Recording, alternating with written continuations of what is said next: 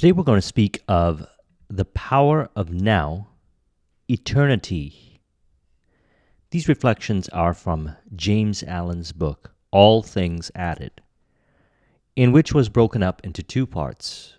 Part number 2 is the heavenly life.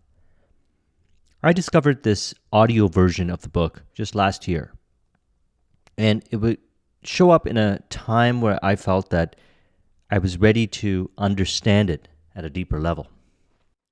Such is the case when it comes to a lot of esoteric information. That as we continue down this journey and we bring forth our vision and live in and from an ideal state of mind, which is one with who we really are, from the perspective of love as articulated in the conversation we had on Sunday from Neville Goddard's quotes, what we realize is that we understand how to bridge the esoteric information with the exoteric. Now, eternity, or now, is something that we want to recognize and value more so. Otherwise, we have a tendency to detach ourselves from, psychologically so, this present moment where all power exists, and perhaps relive certain things from the past, creating a disconnect or bringing us into different states of mind that are not in alignment with how we really want to be, which is in harmony with the vision. As we maintain this ideal state of mind, we understand eternity as now. Here's some textbook definitions for eternity as we get into the discussions from quotes from the heavenly life. Infinite or unending time. A state to which time has no application, timelessness. Now, James Allen articulates this very well when he says, "Now is thy reality in which time is contained. It is more and greater than time. It is an ever-present reality. It knows neither past nor future, and is eternally potent and substantial." Now, this quote will be very helpful for us on our journey to realizing our vision, because what is being suggested here is experience from the perspective of love in relation to whatever shows up. This includes people, environment, circumstance, and information. The meaning and interpretation we are giving to these aspects of reality is either based on what is in harmony with our vision or what we assume to relate to our past. And thus, we are either creating from our vision or revealing from our vision, or recreating or re-revealing from our past. One of the best ways to bring ourselves into this center of now is to value this moment. So I speak a lot with those that are in the career space, the entrepreneurial space, the business space. And one of the things that I'd like to recognize is the degree of harmony in relation to the vision that they are representing in that moment. And essentially, through all conversations, what we do in leadership is bring each other into the state of mind that's in alignment with the vision, which is essentially the now. So the simplest way I discussed this a few videos ago was to just pick the next task and see it all the way to completion. This helps us bridge the esoteric with the exoteric. And as a result of bridging this, what ends up happening is we find ourselves deeply in the now, living in the ever-present reality. Now he says, all things are now, all power, all possibility, all action is now. Not to act and accomplish now is not to act and accomplish at all. To live in thoughts of what you might have done, or in dreams of what you mean to do, this is folly. But to put away regret, to anchor anticipation, And to do and to work now, this is wisdom. So, the tendency to dwell on the past in relation to whatever it is that shows up on the journey, again, people, environment, circumstance, and information, can create unnecessary reactive-based experiences, which is really based on interpretation, the beliefs, the assumptions, the perspectives that we are identifying with. What are we saying I am to, as we've been discussing? And when we realize that all things are now, all power and all possibility is now, then now is really something that we want to be in from the perspective of our vision. And you know when you're in that state of mind that's ideal with the vision, because you interpret things accurately. You're able to see how things are related. You're able to connect the dots. And this is found through bridging all aspects of being: spiritual, physical, mental, and emotional. If there's disconnects between these areas, what we find is overthinking or reinterpretation from the past from a place of disharmony. What we want is accurate interpretation in relation to the vision while in the now. And the subconscious mind is stimulated by our imagination, what we are thinking. What we want is to dwell in the thoughts, the perspectives, the imaginal activity in relation to the vision in regards to whatever it is that we're experiencing. Now, as mentioned, this is something that we get better at with practice. So, thus, if we find ourselves being reactive and so forth, it's important to take a moment to release from that. As you get better at it with practice, you'll be able to release from those interpretations in the moment, because it's the interpretations. Since we are the interpreter of reality, then we are the ones assigning this meaning. And so thus we want to reflect upon what he's saying here, which is why when I came across this audio version, I'll put a link in the description to the audio version of this book in 2020, I found that replaying it again and again reminded me again of this power.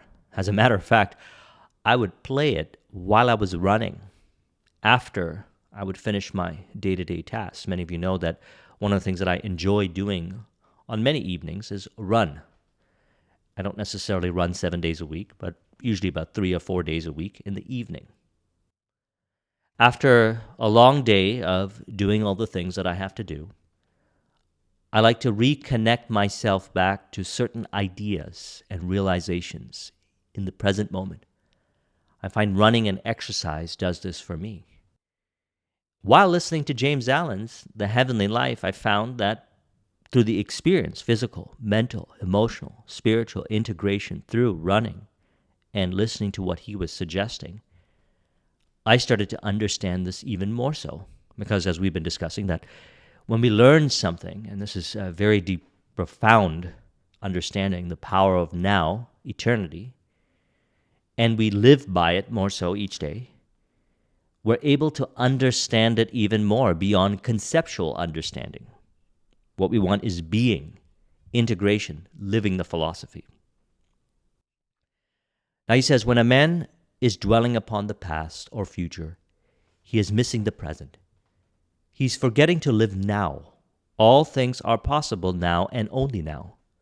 Without wisdom to guide him and mistaking the unreal for the real, a man says, if I had done so and so last week, last month, or last year, it would have been better with me today. Or, I know what is best to be done, and I will do it tomorrow. Man has all the power now, but not knowing this, he says, I will be perfect next year, or in so many years, or in so many lives. The dwellers in the kingdom of God, who live only in the now, say, I am perfect now, and refraining from all sin now, and ceaselessly guarding the portals of the mind, not looking to the past nor to the future, nor turning to the left or the right, they remain eternally holy and blessed. Now is the accepted time, now is the day of salvation. Now again, we want to reflect upon these quotes and these perspectives on a regular basis. Because for whatever the reason may be, as we go about dealing with the things that we have to do each day, we could find ourselves going into different states of mind, as we've been discussing through the Neville Goddard information. There's a possibility that we go into different states of mind all throughout the day, and what we want is the ideal states of mind that are in harmony with our vision. What ends up happening usually is when a person lives in the now,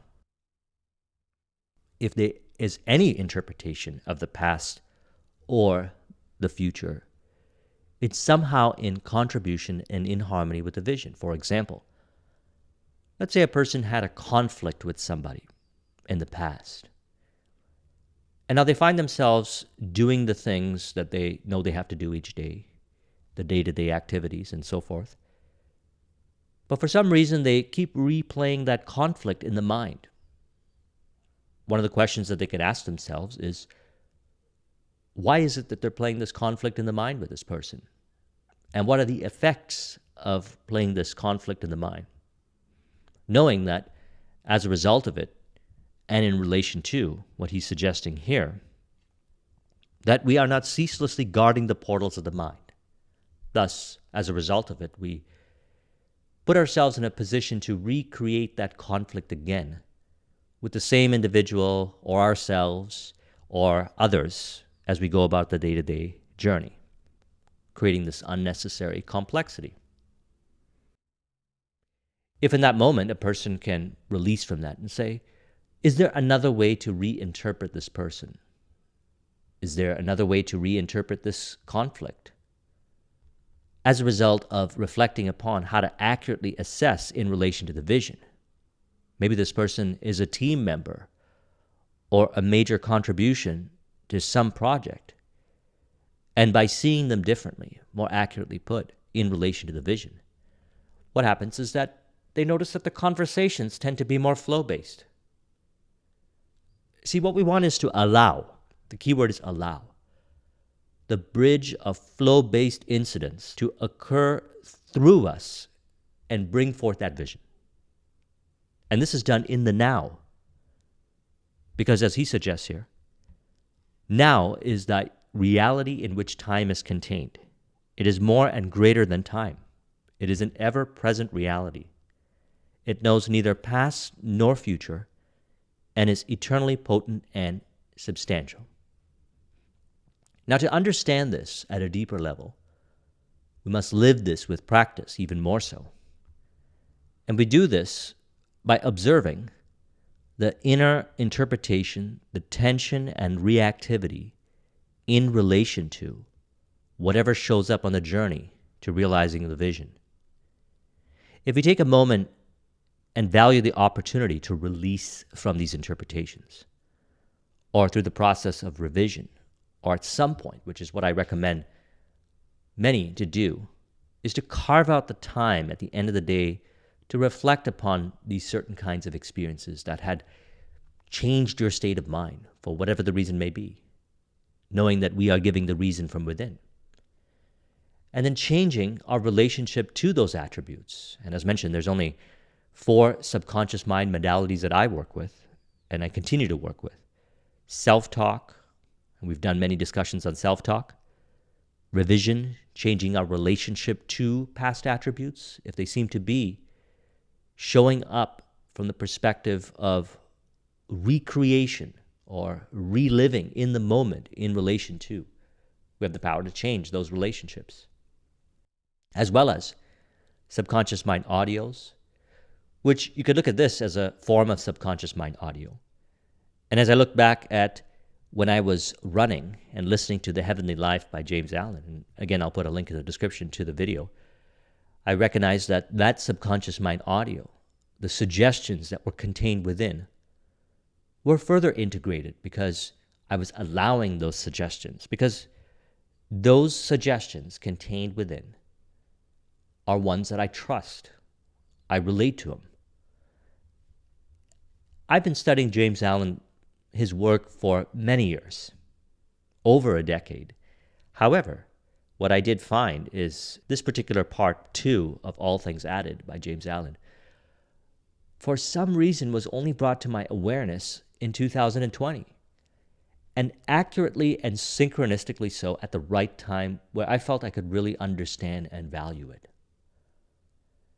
And so by listening to it, allowing the suggestions to become, because remember we spoke about this, we become, in the last video, what we think from in relation to our vision. So I want to further integrate these ideas because I found that it was the key for me to live more in this power of now, eternity that he speaks of, so that I could remind myself if I was going into different states of mind or different ways of thinking that was revealed in the tension and reactivity, that was revealed in the inaccurate thinking that may show up.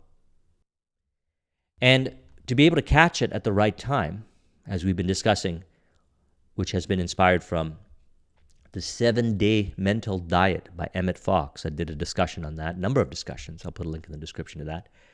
Because we recognize that we can release prior to the dwelling in certain thought processes, which brings us into different states of mind and thus brings forth certain experiences that are not in harmony with the vision directly, but, some way, somehow, we find ourselves back on track. But why create the unnecessary complexity if you have the power to release from those thought processes in the moment? So we do it, which, by the way, I recommend the integration of meditation into a daily practice. Really, 2008 was when I started to actively practice meditation.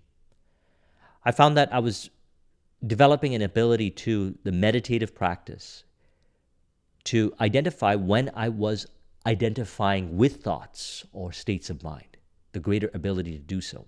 As I continue the meditative practice, which is just 20 minutes of focusing on my breathing in and out and releasing from thoughts, I find that was practice for concentration, which was essentially the ability to observe what I was identifying with, what states of mind, what thinking patterns, and so forth, thus allowing me to bring myself back into the eternal now, where all power, all possibility, and all action exists that is in relation to the vision.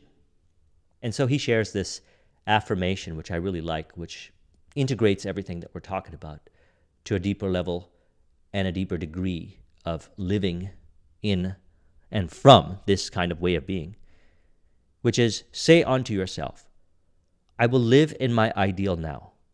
I will manifest my ideal now. I will be my ideal now. And all that tempts me away from my ideal, I will not listen to. I will listen only to the voice of my ideal. Thus resolving and thus doing, you shall not depart from the highest and shall eternally manifest the true. He also says, act now and lo, all things are done. Live now and behold, thou art in the midst of plenty. Be now and know that thou art perfect. This is probably one of the most influential sections for me as I was listening to this over the last year and still listening to it regularly. Some of you that are on my Instagram know that this week I'm in Fort Lauderdale, Florida. And on the day I flew out, I posted on there that I was going to listen to The Heavenly Life again. And I reflected upon it and posted a quote on there. Because, again, this kind of information here, when we're speaking about the power of now, eternity, we want to recognize that this holds the key for a lot of the confusion that we may experience on the journey. Neville Goddard refers to this a few times. All day long, people are conjuring up imaginal scenes and imaginal people and creating arguments in the mind. Now, this is not just with people. This is also with circumstances, environment, information, whatever it is. And that's an indicator of not living in the now. We want to release from that. Live. And as mentioned, one of the easiest things for me to do, which is what I share with others that I work with on this journey to bringing forth the success that they desire, is I just pick the next task and see it all the way to completion. And this could be done with the morning routine, the work day, the end of day. Go into the activity. deeply engage with it. Those that are in the fitness space understand what I'm referring to when I speak of this, and you can relate it over to the mind and muscle connection. I'm also a big enthusiast of practicing, deepening this mind and muscle connection, that the deeper the mind and muscle connection, the more you can stimulate, and what may also appear as a greater degree of challenge to stimulate, because you can really feel it. However, with the challenge comes flow, because flow is where challenge meets skill. And thus we find ourselves deeper into the now. So let's go ahead and conclude this with an affirmation. And let's make a commitment that we are going to further integrate this understanding from James Allen. We can say, I recognize that the power of now is eternity. It is infinite. And as a result, all power, all possibility, all action is now in relation to my vision.